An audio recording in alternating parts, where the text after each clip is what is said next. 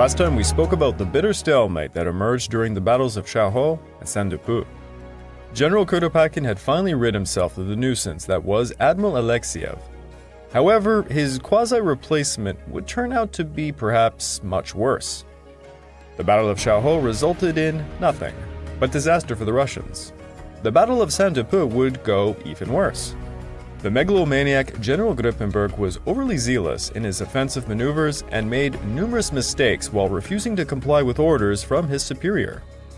As a result, countless Russians found themselves attacking the wrong village, then becoming attacked by better coordinated Japanese forces. The fighting around Sandupu became an absolute catastrophe, seeing Stackelberg relieved of command and Grippenberg asking to be relieved likewise. Yet again, the Russians were in a situation of retreat, and now all that lay in front of the Japanese was the prize of Mukden.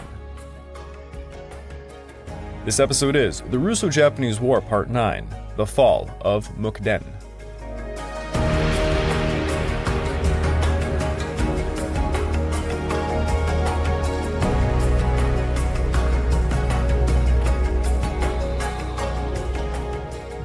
Welcome back to the Fall and Rise of China podcast. I'm your dutiful host, Craig Watson.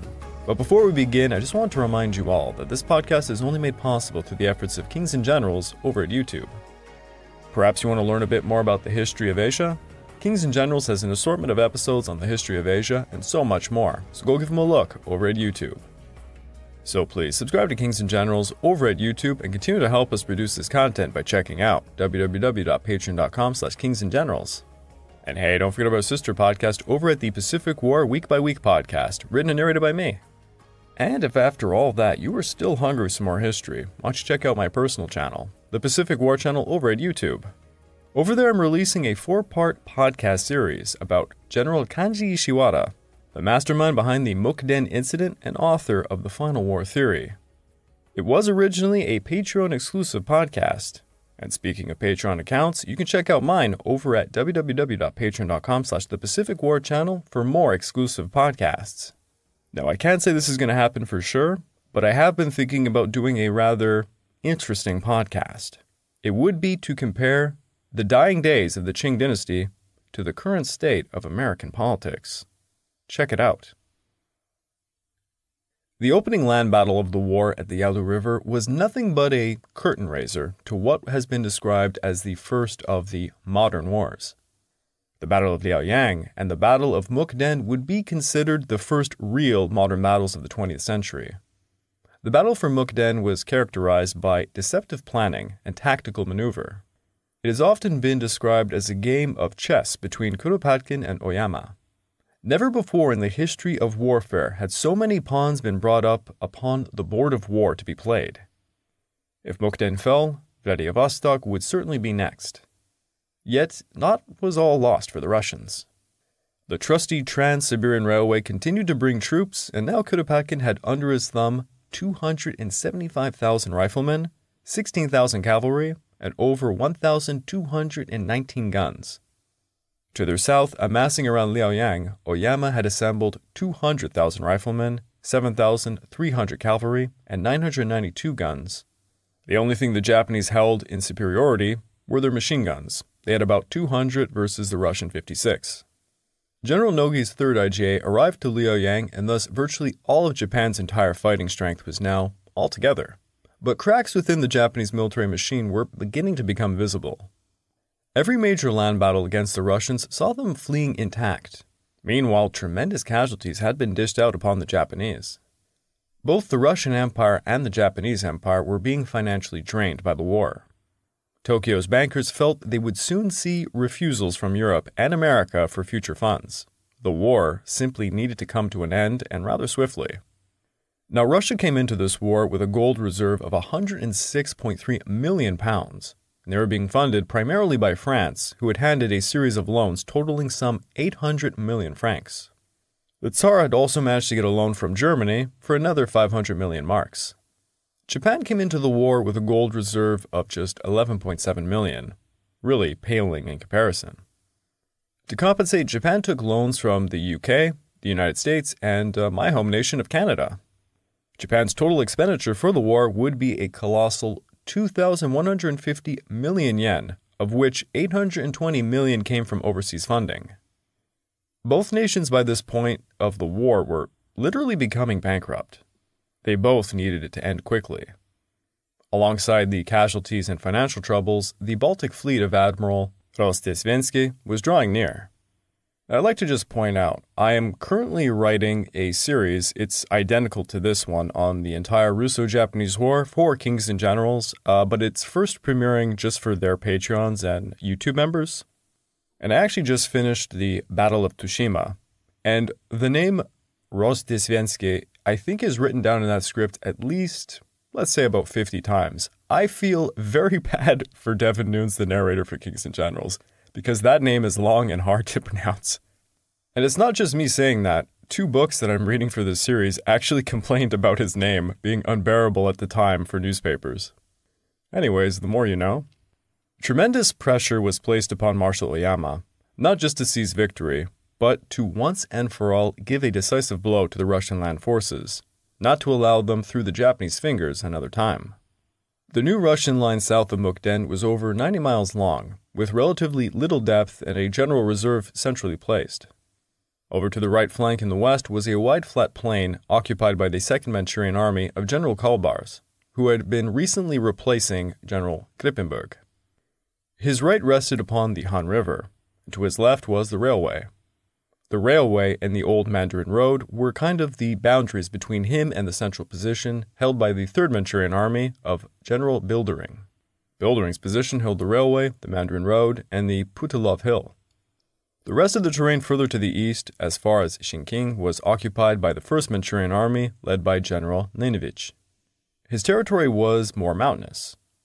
2/3 of the entire Russian cavalry led by General Rennenkampf were placed on the extreme left of the line, in some higher features. It was a purely defensive setup, and it did not enable the Russians much in terms of offensive action. Back in his HQ at Liaoyang, Oyama and his staff determined to strike when the very worst winter conditions would lessen up, but not before the rivers thawed. This was a bit of a gamble. If the rivers prematurely thawed, it would spell doom to the offensive that would rely on easy river crossings. A brand new Japanese army would join the battle and would take to the right of the line set up against Rennenkampf in the high mountains.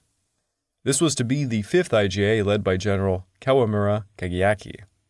Kawamura had notably served as a field commander during the Battle of Yalu, and thus his army was nicknamed the Yalu Army.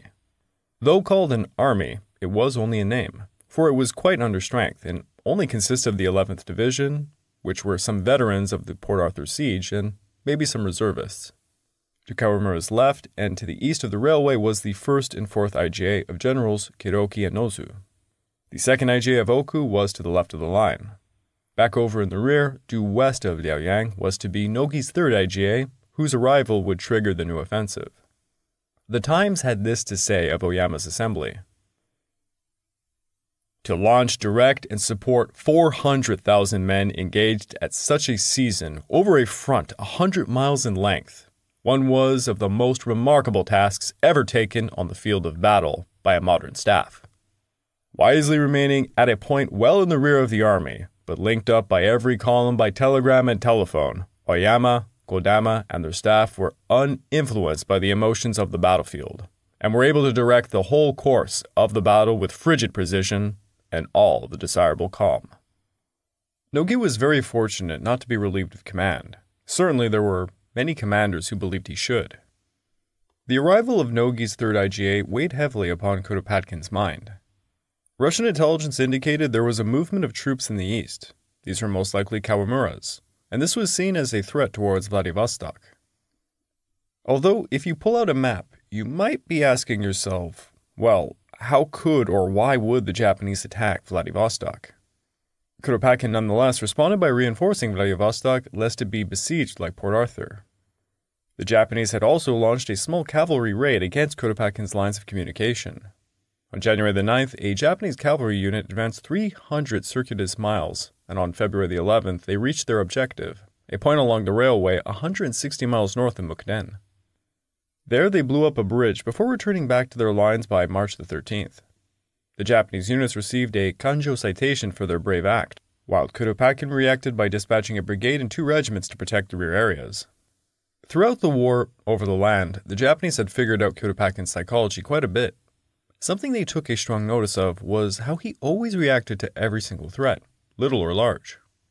Thus, peppering these little maneuvers, the Japanese knew they would be able to force him to dispatch forces, and honestly, it kept working like a charm. Alongside this, the Japanese enjoyed supremacy when it came to intelligence and espionage. Their agents outplayed the Russians, and they kept up the misinformation campaign plaguing Kuropatkin's HQ. Kuropatkin was convinced the Japanese sought to avoid the plains, where they would be outmatched by the quality of the Russian artillery and the quantity of Russian cavalry. The Japanese seemed to always have an edge in the mountain warfare. Thus, Kuropatkin believed the Japanese would hit him in his right flank through the mountains. Kodama would play upon this idea. I had resolved to attack the Russians by enveloping them apparently in the east, so that they might dispatch their main strength thither while our main force was to be directed against the Fall Mukden Tailing section of the railway, enveloping them from the west. Kuropatkin had again overestimated the strength of his adversary, particularly Kawamura's army. His scouts believed the army advancing to the right was in fact Nogi's 3rd IGA. Kuropatkin believed 2 full armies were facing him on his right-hand side, but in fact it was just Kawamura. In the meantime, Nogi's 3rd IGA arrived to the theater sitting behind Oku's 2nd IGA, well protected from Russian scouts. A key factor in Oyama's war plan was to convince Kuropatkin the 3rd IGA were somewhere waiting to pounce upon his right flank, while in truth they sat in the west. Kawamura's army began their advance on February the 23rd prior to the general advance of the Japanese forces. Oyama explained the objective of the battle was to decide the issue of the war. The issue is not one, therefore, of occupying certain points or seizing tracts of territory. It is essential that the enemy be dealt a heavy blow, since in all our battles hitherto, pursuit has been very slow. It is imperative, upon this occasion, to pursue as promptly and as far as possible. Kawamura's army advanced towards the Fusheng mines and prompted Kuropatkin to detach the 1st Siberian Corps from Kalbar's command and hastily place them in front of Kawamura's advance. For the foreign observers attached to Oyama's army, it seemed like he was performing the same type of tactics done during the Zulu Wars. One war correspondent would write it reminded him of tactics borrowed from the Zulu Wars. The 5 Japanese armies were to form a crescent whose cusps, over 90 miles apart at first, would gradually draw together. The western cusp, however, being finally and suddenly thrown forward so as to form a closed curve with the eastern.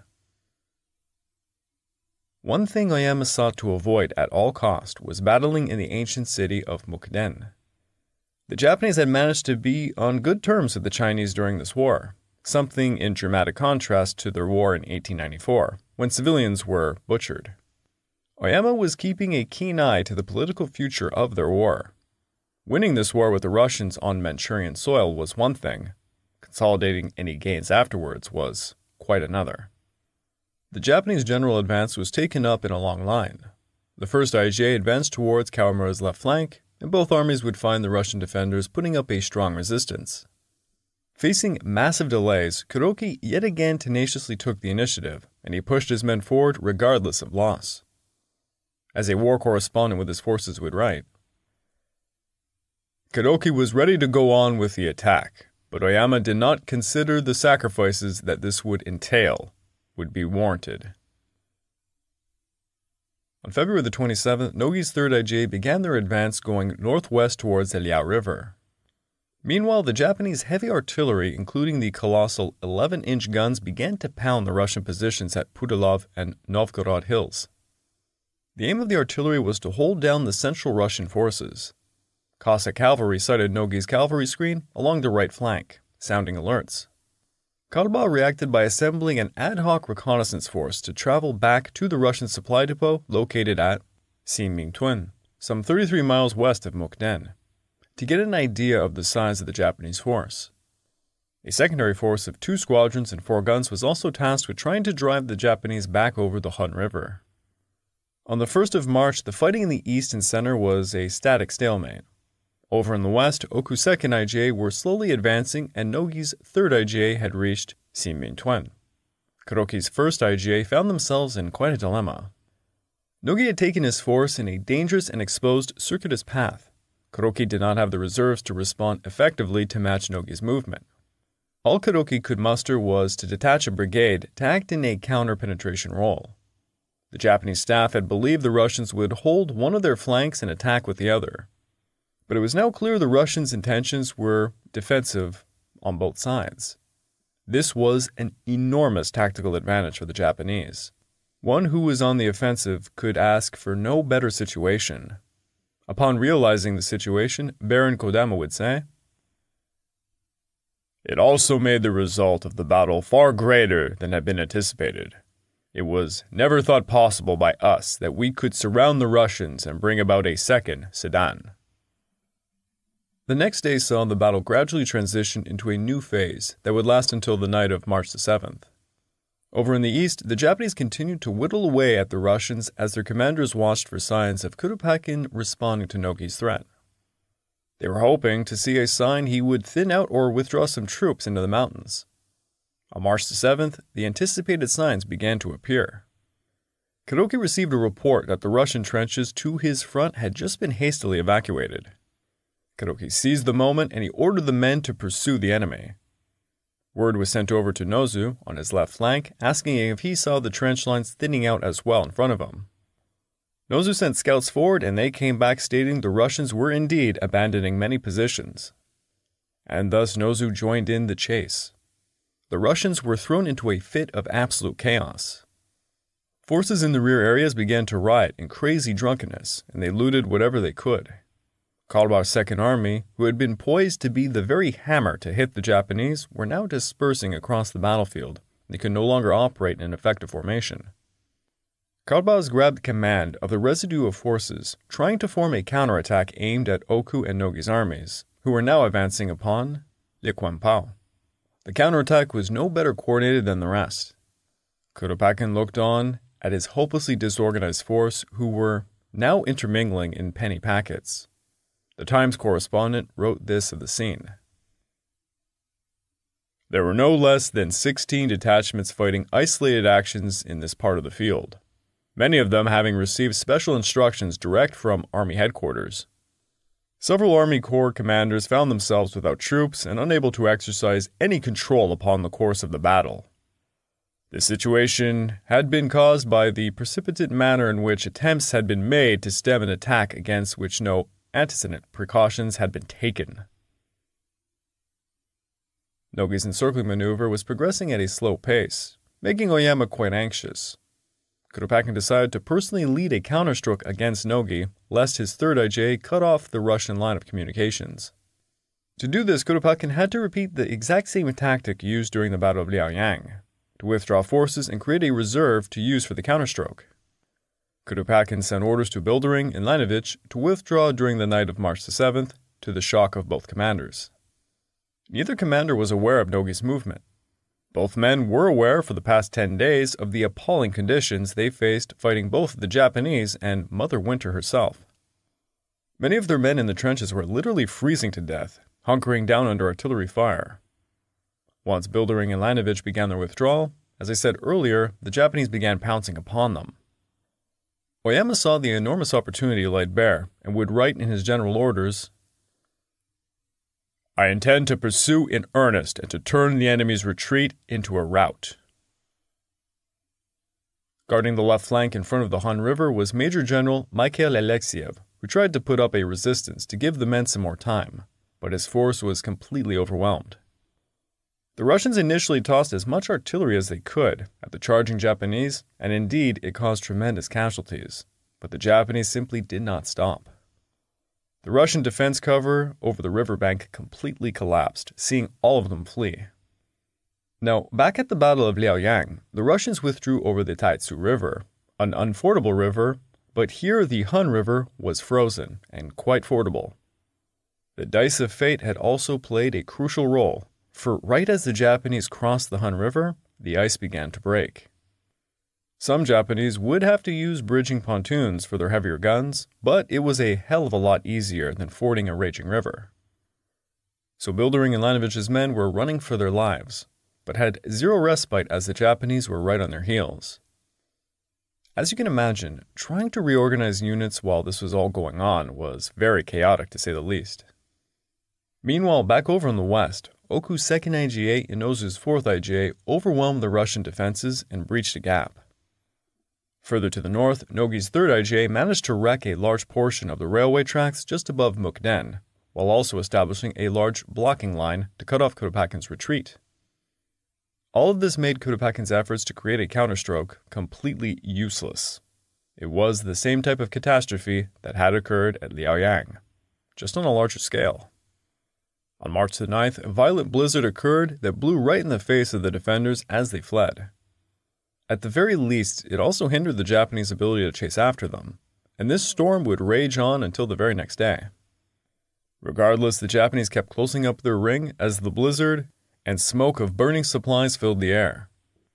Over at the Mukden station, the Russians were hastily evacuating their sick and wounded.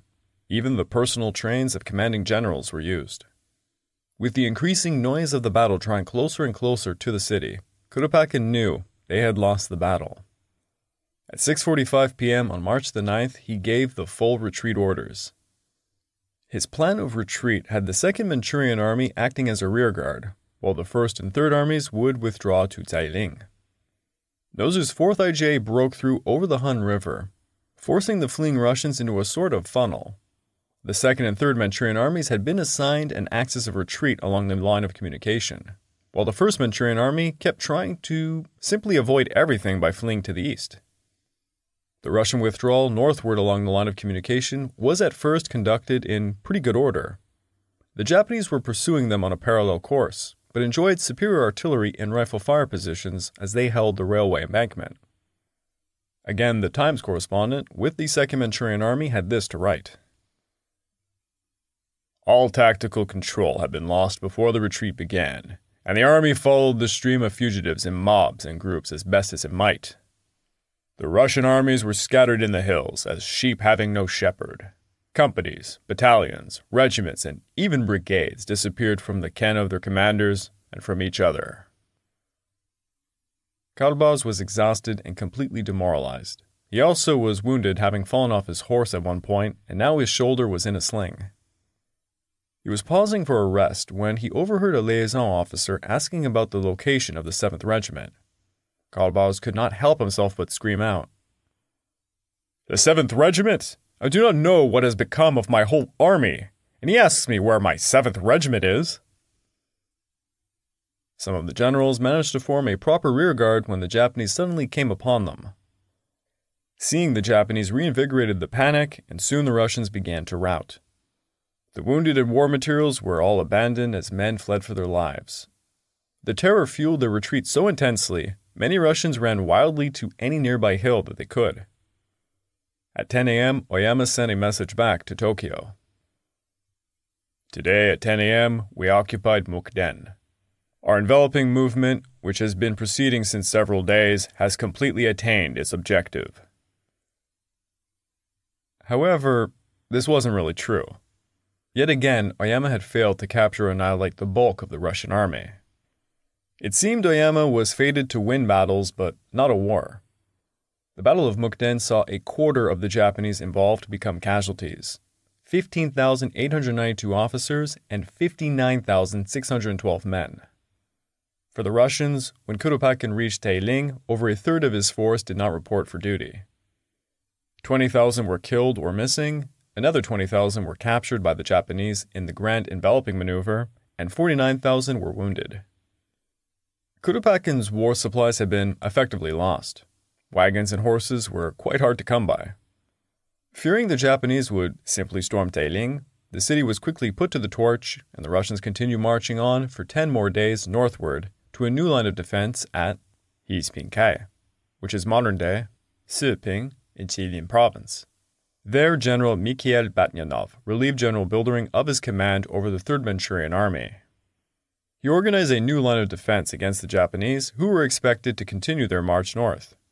However, the expectations would come to naught, as Kuropatkin quickly organized a complete withdrawal of Russian forces from the region.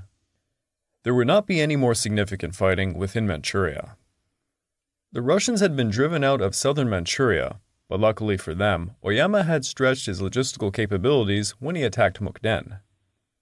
You have to imagine such a vast amount of men required so many provisions, and getting said provisions further inland was a colossal task.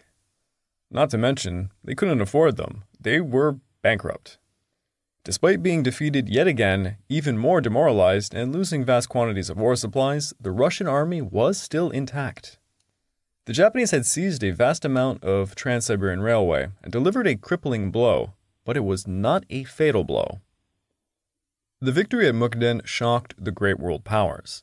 They simply could not believe a non-white army had so thoroughly defeated an empire like Russia on the field of battle.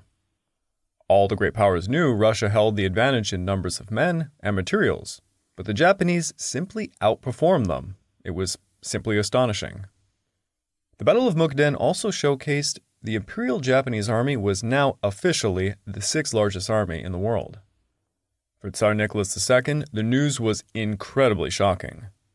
A nation with just 2% the landmass of his empire had so brutally defeated his army. The Russian commanders were lambasted for incompetency, and they in turn would turn upon another. General Samsonov and Rennenkampf began to hate another, and publicly attacked each other. All of the shame and guilt that was delivered upon such men would have a long-lasting effect when World War I would break out. You would think such commanders who benefited from commanding in what was colloquially being called World War I would take the lessons learned and apply them against the Germans and Austro-Hungarians. But instead, they would be completely annihilated.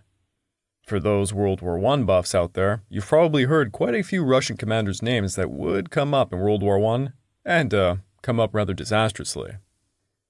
It was to be Kuropatkin's last battle as a commander. Tsar Nicholas II ordered him to be relieved by Lanovich, and to return to Irkutsk.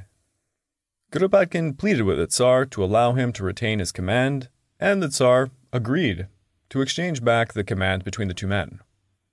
Many would write about how the Battle of Mukden was lost.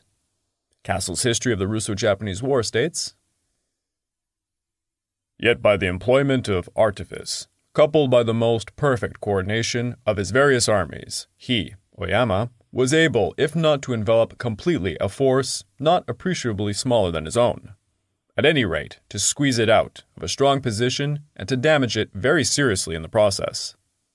Without artifice, deceit, delusion, dust-throwing, or some such dissimulatory methods, the results of the Battle of Mukden might have been altogether quite different." The Times correspondent attached to the 2nd Manchurian Army had this to say. "The crowning victory of Mukden was won, first and foremost because the statesmen of Japan had the spirit and the backbone to declare war at their own hour. It was won because Japan was united in the attainment of national aims and shrank from no sacrifice to secure it. Because the moral forces within the nation doubled and trebled material strength.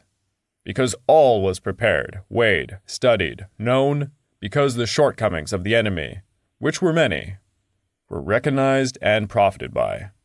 Because a general staff, framed on the best existing model, was able to direct all the forces to common end.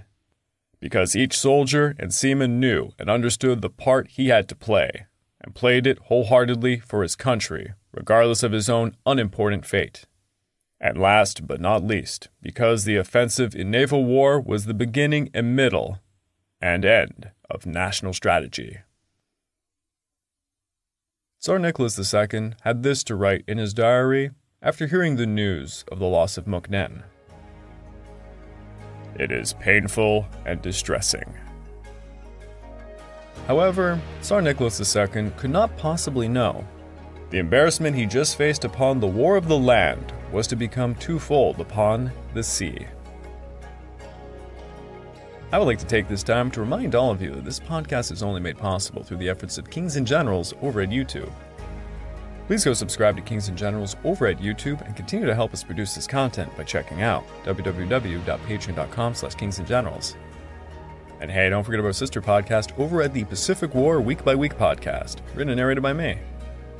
And if after all that you are still hungry for some more history, why don't you check out my personal channel, the Pacific War channel over at YouTube. Over there I've just released a 4-part series on General Kanji Ishiwara, the man who technically began World War II. This series was originally an exclusive series on my Patreon. If you want to check out that, go to www.patreon.com/thepacificwarchannel, where I have more exclusive podcasts. My patrons are currently voting on the next subject, and if I'm looking at it right, it seems the next subject will be: why did the Imperial Japanese Army perform so many atrocities during World War II? It's going to be a gruesome one, folks. Kuropatkin and the Russian land forces had been served yet again, another defeat after another defeat after another defeat. Here at Mukden, it would be their last. Though they were defeated, their army remained intact, and there lingered still hope that Russia could still come on top for this war, as their Baltic fleet approached the Pacific, hoping to win the decisive battle.